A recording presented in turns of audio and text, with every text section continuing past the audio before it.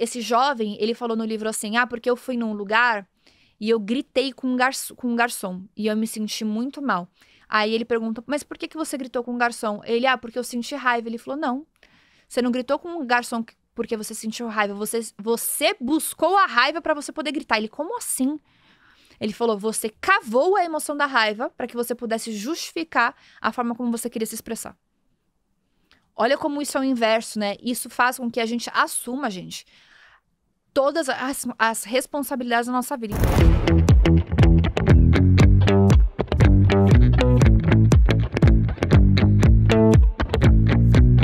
Gente, tem um anúncio muito legal para fazer para vocês. Nós reformulamos o nosso modelo do nosso Café com Joia. A partir de agora, ele será temático.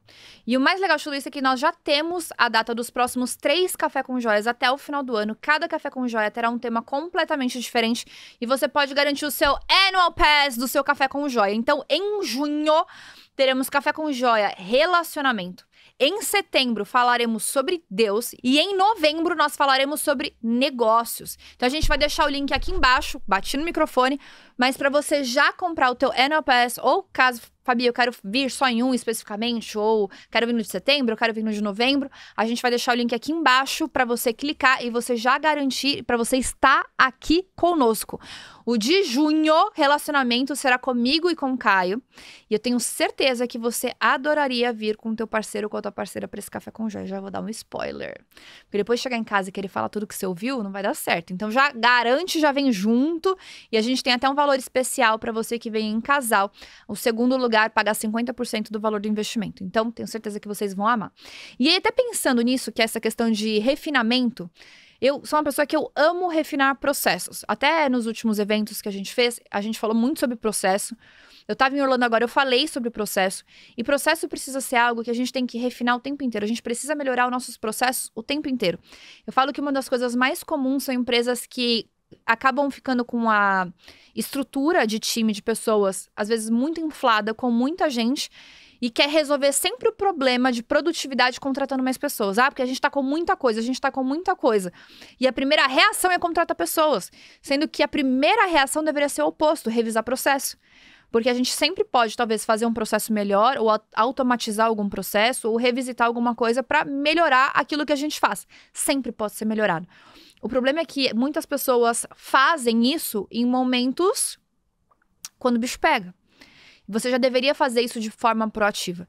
Então, eu fiz isso com o Café com Joia, pensei que poderia refinar ele, deixar ele um pouco mais estruturado, trazer algo que seja uma promessa muito clara e não só, vem aqui, vou mudar tua vida, mas você sabe exatamente o que você vai receber naquele dia, até para que você possa escolher aquilo que você vai receber no dia.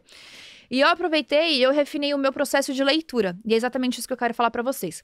Uma outra coisa que eu vou deixar aqui na descrição são os links dos livros que eu li o ano passado, dos livros que eu falei que eu ia ler esse ano e dos livros que eu já li no primeiro trimestre. Então, Jenny, já anota aí pra deixar esses 3 links, porque eu sei que vocês me pedem no Instagram várias vezes. Eu falo, gente, isso já tá aqui no Café com Joia, então eu vou deixar o link desses vídeos pra vocês.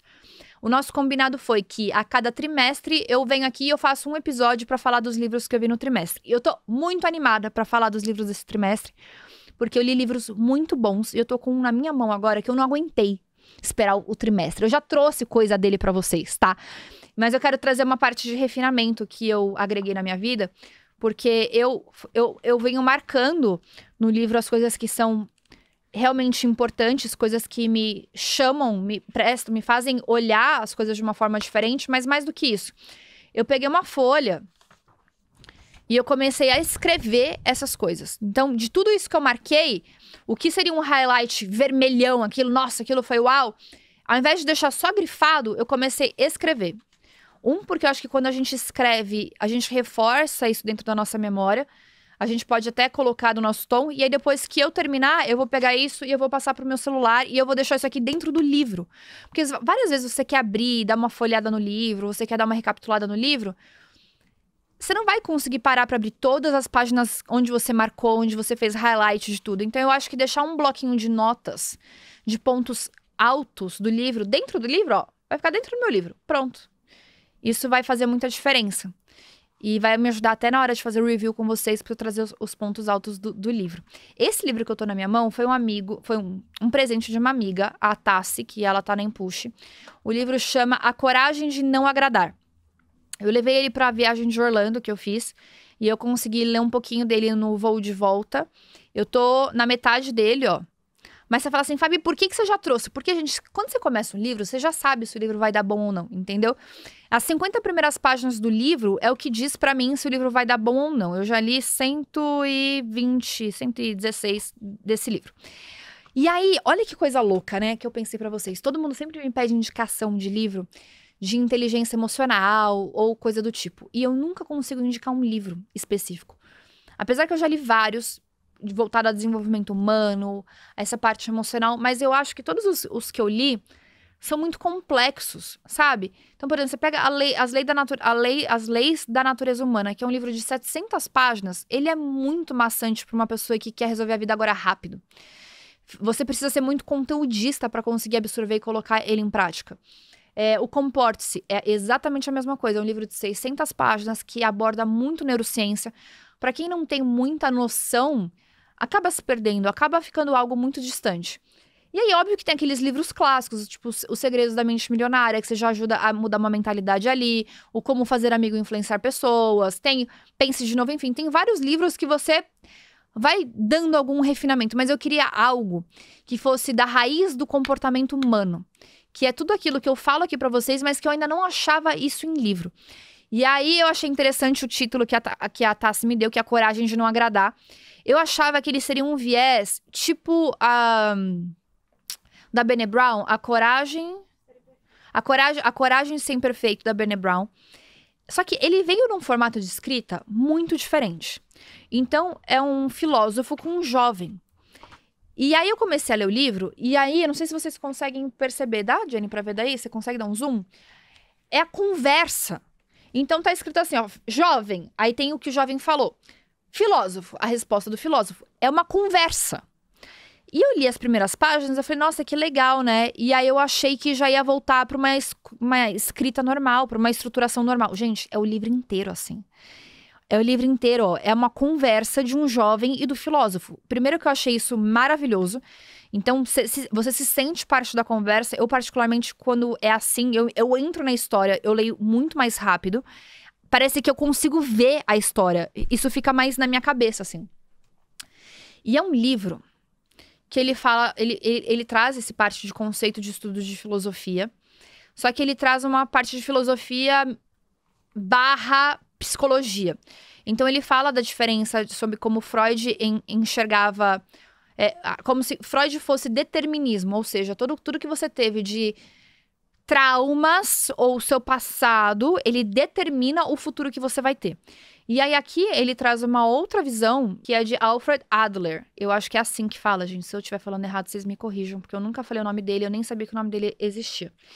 Que tem e deu muito match comigo, porque tem muita congruência sobre as coisas que eu já estudei, sobre as coisas que eu vivo e sobre a forma como eu mudei as coisas que na minha vida não funcionavam.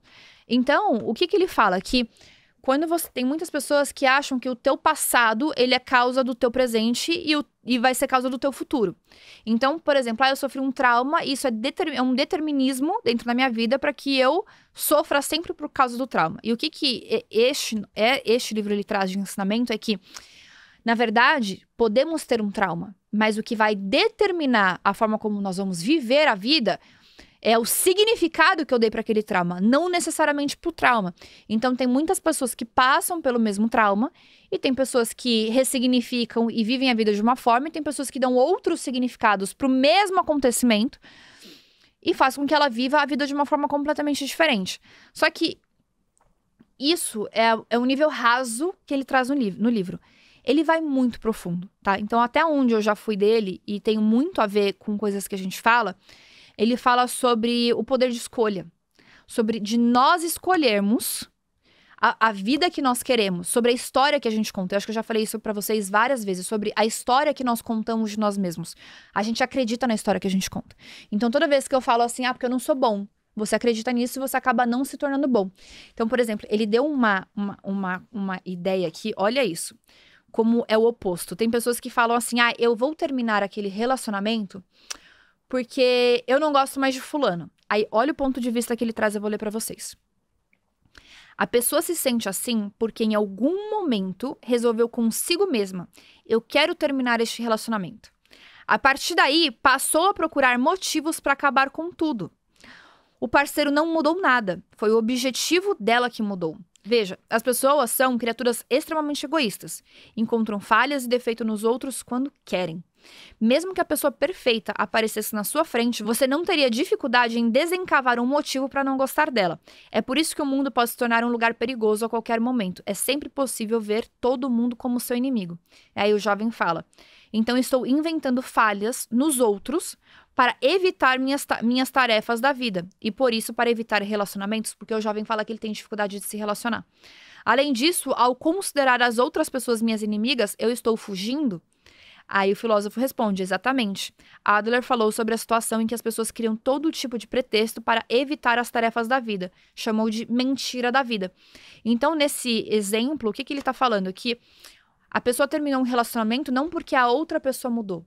Mas, por exemplo, é porque o meu objetivo mudou. Então, eu decidi, inconscientemente ou conscientemente, que eu não queria mais me relacionar com aquela pessoa.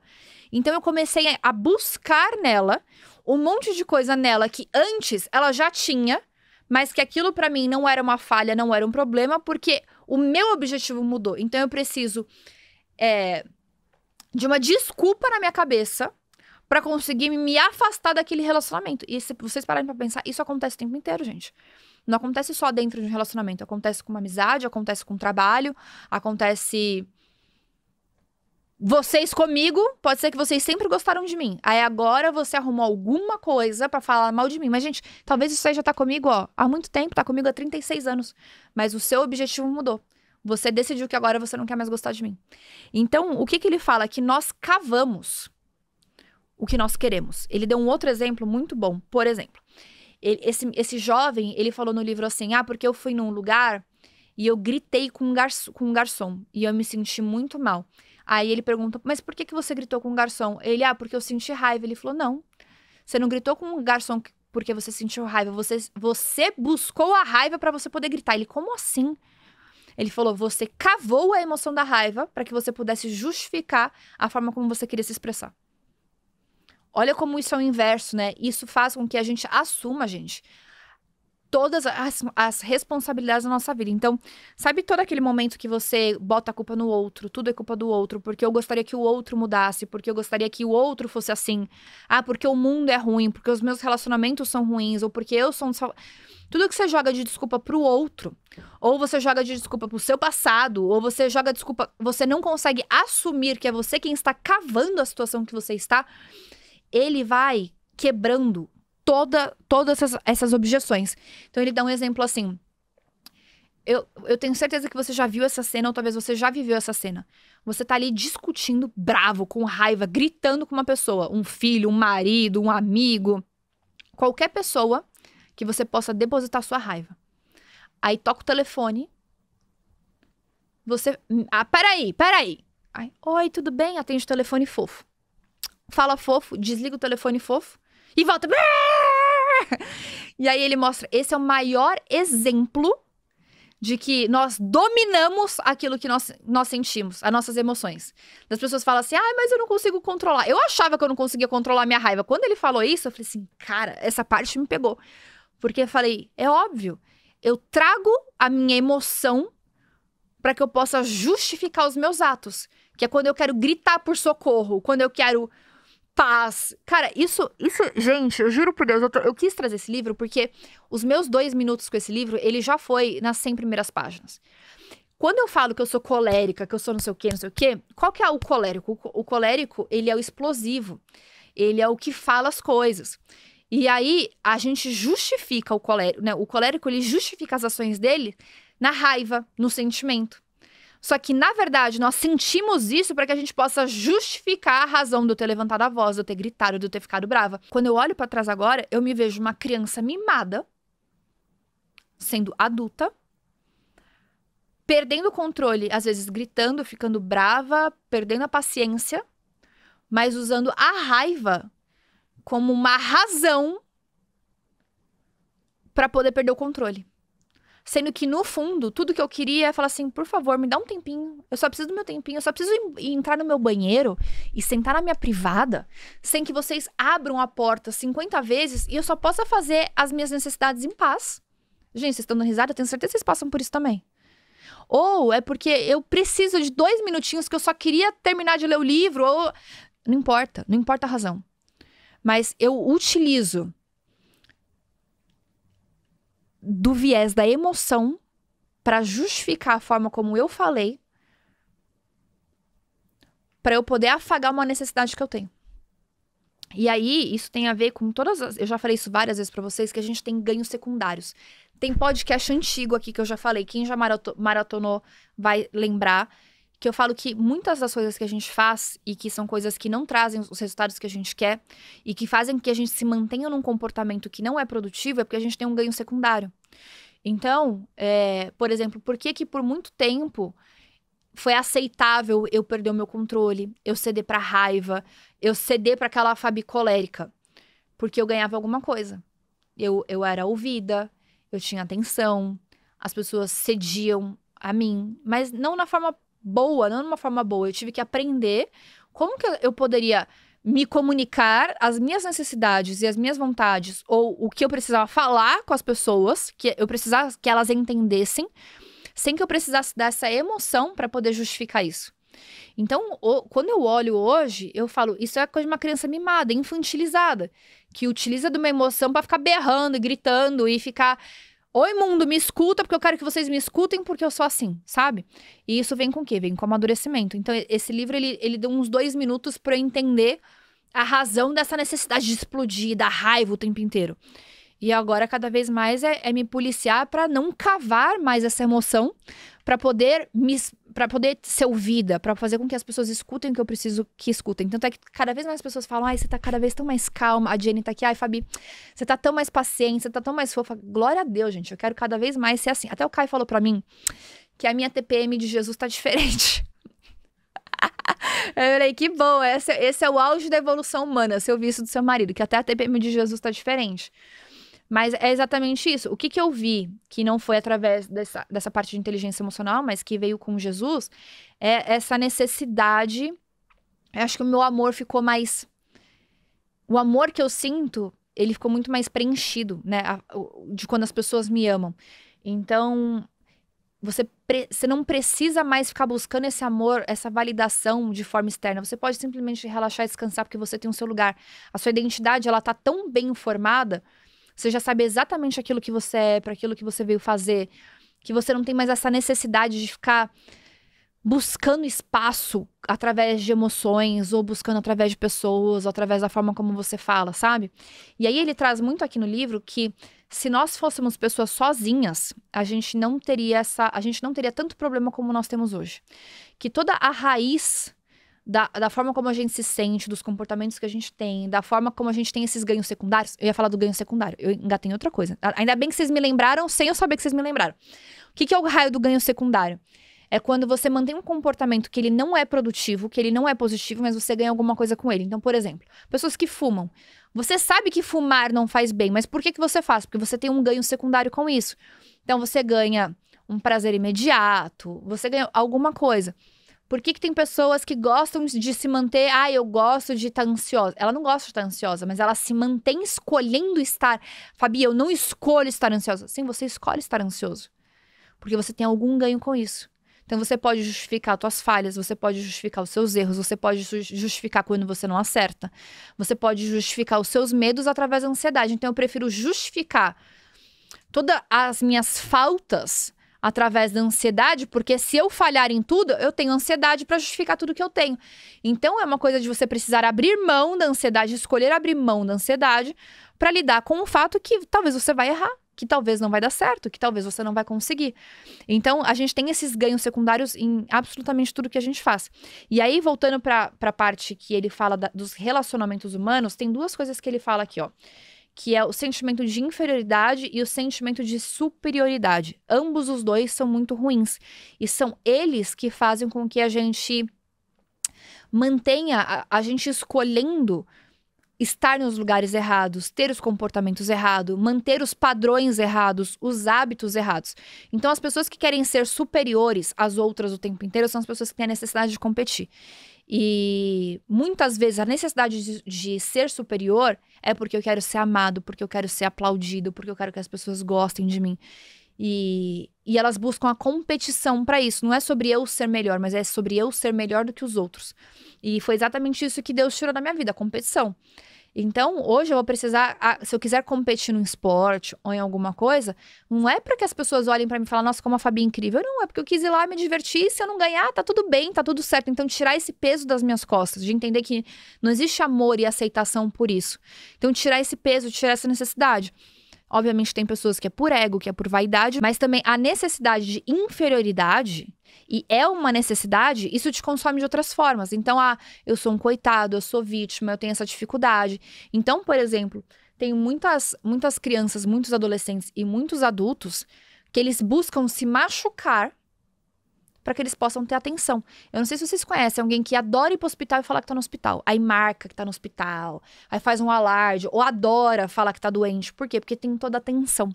Aí você fala, não é possível que eu escolhi ficar doente. Você não escolheu ficar doente, você escolheu ter atenção. Só que você escolheu atenção de uma forma errada. Então, eu já falei disso para vocês várias vezes, e aí eu fiz questão de antecipar nossos livros do trimestre, trazer esse livro para vocês, para que vocês leiam. E para que vocês tenham vários 2 minutos de coisas que vocês cavam na própria vida para alimentar esses ganhos secundários das coisas que vocês fazem. Então tem tudo. O que no final ele quer dizer? Que tudo é acessível. É tudo uma questão de escolha de mudança de estilo de vida. Aí você fala, Fabi, não é possível que é tão assim. Só que a partir do momento que você vira essa chave, você fala, então tá, eu quero testar, eu quero realmente ver se é isso.